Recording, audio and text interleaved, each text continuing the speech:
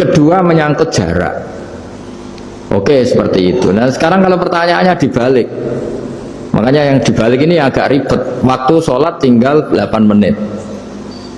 Ada konsumen yang minta diantarkan saat itu dan acaranya ke mall happy-happy. Maka fatwa kita sebagai ahli fikih, ya tantang saja, saya mau sholat dulu. Kalau nggak sabar ya silakan cari yang lain.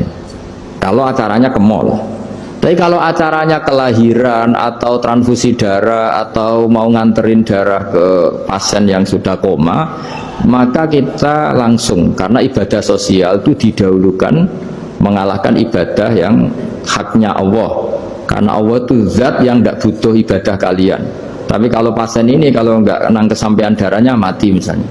Jadi kamarnya Allah lebih apian lah gitu. Makanya masyhur kalau dalam fikih hak Allah sama hak adami ini dimenangkan hak adami, tapi bukan karena Allah kita kalahkan. Allah tidak butuh itu semua gitu. Jadi dikalahkan tapi bukan karena kalah, justru karena tidak butuh. Ya ibarat gini lah, Allah itu saking baiknya Allah kan pasti di atas orang tua kita. Itu pasti ulang lagi, baiknya Allah pasti di atas orang tua kita. Orang tua kita saja baik, apalagi Allah. Misalnya orang tua kamu butuh uang 5.000, adik kamu butuh uang 5.000, adik kamu yang kecil atau ya, kira-kira orang tua kamu tuh nyuruh dikasihkan beliau apa adik kamu, kira-kira saja ke adik kamu.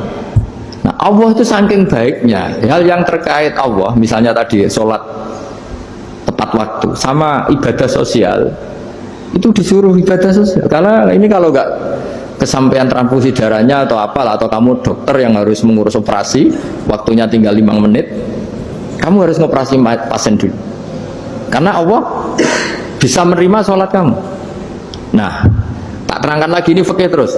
Lalu sholat yang apa? Kalau sholat itu antara maghrib dan isya, dan nanti yang terlambat itu maghrib, kita ngikuti ulama yang mengatakan jika ada darurat, maka maghrib dan isya boleh dijamak meskipun tidak atas nama pergi. Kan jarak kamu kan tidak jarak masafatu qasrin. Artinya apa? Misalnya saya dokter harus operasi, waktu saya tinggal 8 menit mau maghrib, ternyata harus ada operasi. Kalau saya nggak nangani mati, saya harus operasi. Dan nanti waktu saya maghrib habis itu tidak harus dikatakan qadha atau yang mengeluarkan maghrib dari waktunya. Bisa saja menurut ulama dianggap boleh dijamak takhir dengan isya, karena kondisinya masih waktu jam'in. Begitu juga zuhur dengan asar.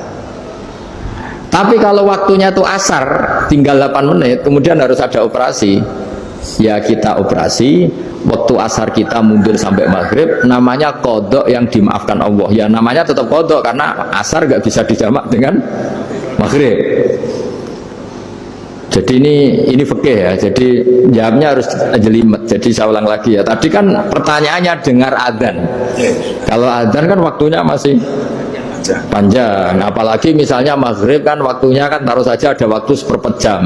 Ternyata andekan kamu antar hanya butuh waktu 7 menit, kan nggak ngefek sama sekali. Saya nyanda. Nah, nyanda.